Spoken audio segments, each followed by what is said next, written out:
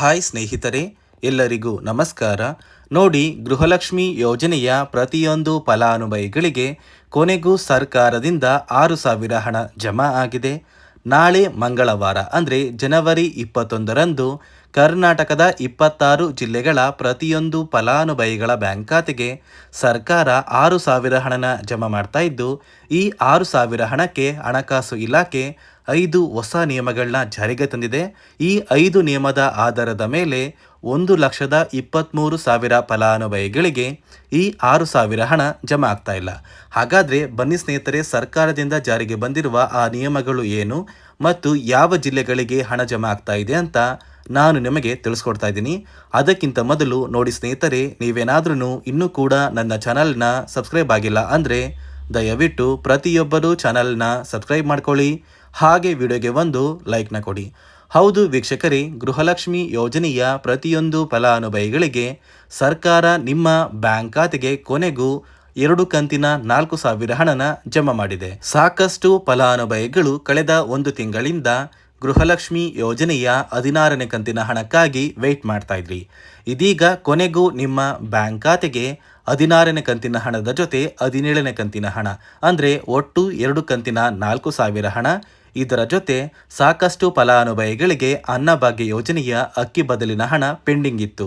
ಈ ಪ್ರತಿಯೊಂದು ಫಲಾನುಭವಿಗಳಿಗೂ ಕೂಡ ಪೆಂಡಿಂಗ್ ಇರುವಂತಹ 5 ಕಂತಿನ 2,000 ಹಣ, ಒಟ್ಟಾರೆ ಪ್ರತಿಯೊಂದು ಫಲಾನುಭವಿಗಳಿಗೆ ಸರ್ಕಾರ ಕೊನೆಗೂ 6,000 ಹಣನ ಜಮಾ ಮಾಡಿದ್ದು, ನಿಮ್ಮ ಬ್ಯಾಂಕ್ ಖಾತೆಗೂ ಕೂಡ ನಾಳೆ ಜನವರಿ 21 ಅಂದರೆ ಮಂಗಳವಾರದಿಂದ ಜನವರಿ ತಿಂಗಳ ಅಂತ್ಯದಷ್ಟರಲ್ಲಿ ಪ್ರತಿಯೊಂದು ಫಲಾನುಭವಿಗಳು 6,000 ಹಣನ ಆದಷ್ಟು ಬೇಗ ನಿಮ್ಮ ಬ್ಯಾಂಕ್ ಖಾತೆಗೆ ನೀವು ಕೂಡ ಪಡ್ಕೋತೀರಾ.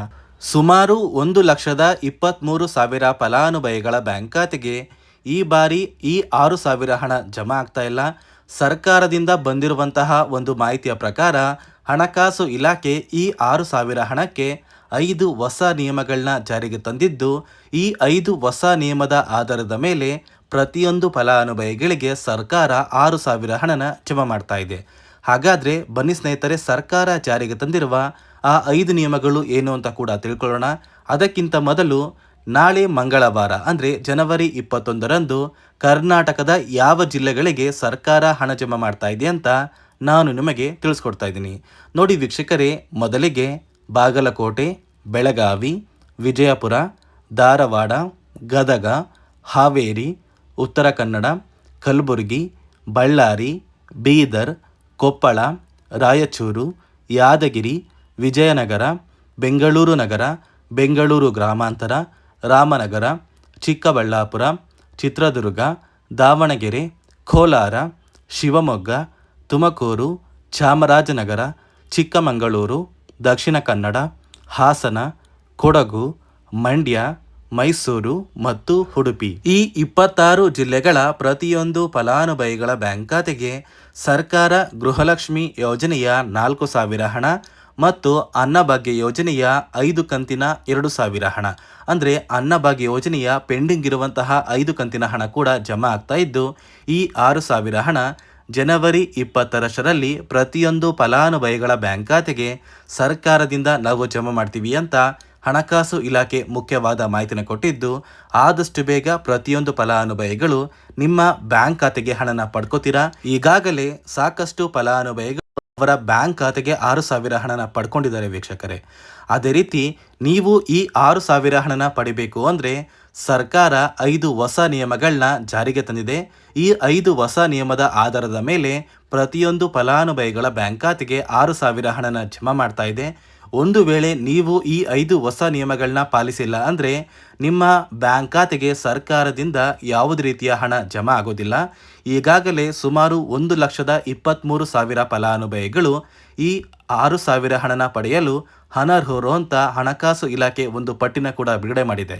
ಹಾಗಾದರೆ ಬನ್ನಿ ಸ್ನೇಹಿತರೆ, ಸರ್ಕಾರ ಜಾರಿಗೆ ತಂದಿರುವ 5 ಹೊಸ ನಿಯಮಗಳು ಏನು ಅಂತ ತಿಳ್ಕೊಳ್ಳೋಣ.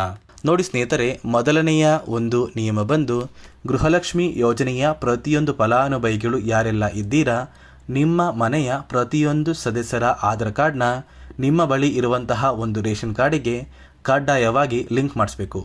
ಈ ಒಂದು ನಿಮ್ಮ ಆಧಾರ್ ಕಾರ್ಡ್ನ ಲಿಂಕ್ ಮಾಡಿಸೋದಕ್ಕೆ KYC ಅಂತ ಕರೀತಾರೆ. ಸಾಕಷ್ಟು ಫಲಾನುಭವಿಗಳ ಒಂದು ರೇಷನ್ ಕಾರ್ಡಿಗೆ ಈ KYC ಪೆಂಡಿಂಗ್ ಇದೆ. ಅದೇ ಒಂದು ಕಾರಣಕ್ಕೆ ಸರ್ಕಾರ ಈ ಬಾರಿ ಈ 5 ಹೊಸ ನಿಯಮಗಳನ್ನ ಜಾರಿಗೆ ತಂದಿದೆ. ಅದೇ ರೀತಿ ಎರಡನೆಯ ಒಂದು ನಿಯಮ ಬಂದು ಸಾಕಷ್ಟು ಫಲಾನುಭವಿಗಳ ಒಂದು ಆಧಾರ್ ಕಾರ್ಡ್ ಏನಿದೆ, ಆ ಒಂದು ಆಧಾರ್ ಕಾರ್ಡ್ 15 ವರ್ಷ ಅಥವಾ 15 ವರ್ಷಕ್ಕಿಂತ ಹೆಚ್ಚು ಹಳೆಯ ಆಧಾರ್ ಕಾರ್ಡ್ ಆಗಿದೆ. ಈ ಒಂದು ಫಲಾನುಭವಿಗಳು ಅವರ ಆಧಾರ್ ಕಾರ್ಡ್ಗೆ ಯಾವುದೇ ರೀತಿಯ ತಿದ್ದುಪಡಿ ಕೂಡ ಮಾಡಿಸಿಲ್ಲ ಮತ್ತು ಯಾವುದೇ ರೀತಿಯ ಒಂದು ಅಪ್ಡೇಟ್ನ ಕೂಡ ಮಾಡಿಸಿಲ್ಲ. ಅದೇ ಒಂದು ಕಾರಣಕ್ಕೆ ನಿಮ್ಮ ಆಧಾರ್ ಕಾರ್ಡ್ನ ನೀವು ತಿದ್ದುಪಡಿ ಮಾಡಿಸಿಲ್ಲ ಅಂದರೆ ನಿಮ್ಮ ಬ್ಯಾಂಕ್ ಖಾತೆಗೆ 2,000 ಹಣ ಜಮಾ ಆಗ್ತಾ ಇಲ್ಲ. ಮತ್ತೆ ಸ್ನೇಹಿತರೆ, ಸರ್ಕಾರ 16ನೇ ಕಂತಿನ ಹಣನ ಜಮಾ ಮಾಡುವ ಮುಂಚೆ ಪ್ರತಿಯೊಂದು ಫಲಾನುಭವಿಗಳ ಒಂದು ದಾಖಲಾತಿಗಳನ್ನ ಮರುಪರಿಶೀಲನೆ ಮಾಡಿದ್ದಾರೆ. ಈ ಒಂದು ಸಂದರ್ಭದಲ್ಲಿ ಫಲಾನುಭವಿಗಳು ಸರ್ಕಾರಕ್ಕೆ ತೆರಿಗೆನ ಕಟ್ತಾ ಇರೋದು ತಿಳಿದು ಬಂದಿದೆ. ಅದೇ ರೀತಿ 4ನೆಯ ಒಂದು ನಿಯಮ ಬಂದು ಸರ್ಕಾರದಿಂದ ಬರುವಂತಹ ಒಂದು ರೇಷನ್ನ ಕಳೆದ 3 ತಿಂಗಳಿಂದ ನೀವು ಪಡ್ಕೊಂಡಿಲ್ಲ ಅಂದರೆ ನಿಮ್ಮ ಬ್ಯಾಂಕ್ ಖಾತೆಗೆ ಗೃಹಲಕ್ಷ್ಮಿ ಯೋಜನೆಯ ಹಣ ಜಮಾ ಆಗೋದಿಲ್ಲ. ಮತ್ತು ಸ್ನೇಹಿತರೆ, 5ನೆಯ ಒಂದು ನಿಯಮ ಬಂದು ನಿಮ್ಮ ಒಂದು ವಾರ್ಷಿಕ ಆದಾಯ 7 ಲಕ್ಷಕ್ಕಿಂತ ಕಡಿಮೆ ಇರಬೇಕು. ಒಂದು ವೇಳೆ ವಾರ್ಷಿಕ ಆದಾಯ 7 ಲಕ್ಷಕ್ಕಿಂತ ಜಾಸ್ತಿ ಇದ್ದರೆ ನಿಮ್ಮ ಬ್ಯಾಂಕ್ ಖಾತೆಗೆ ಗೃಹಲಕ್ಷ್ಮಿ ಯೋಜನೆಯ ಹಣ ಬರೋದಿಲ್ಲ. ಈ 5 ನಿಯಮದ ಆಧಾರದ ಮೇಲೆ ಪ್ರತಿಯೊಂದು ಫಲಾನುಭವಿಗಳಿಗೂ ಹಣ ಜಮಾ ಆಗ್ತಾ ಇದೆ.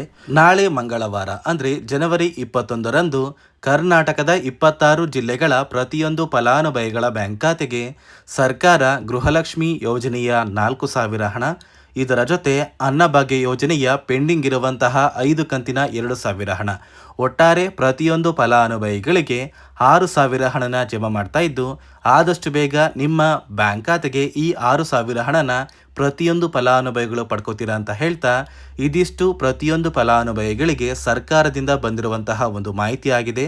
ನಾನು ಕೊಟ್ಟಿರುವಂತಹ ಮಾಹಿತಿ ನಿಮಗೆ ಇಷ್ಟ ಆಗಿದ್ದರೆ ದಯವಿಟ್ಟು ಪ್ರತಿಯೊಬ್ಬರೂ ನನ್ನ ಚಾನಲ್ನ ಸಬ್ಸ್ಕ್ರೈಬ್ ಮಾಡ್ಕೊಳ್ಳಿ, ಹಾಗೆ ವಿಡಿಯೋಗೆ ಒಂದು ಲೈಕ್ನ ಕೊಡಿ.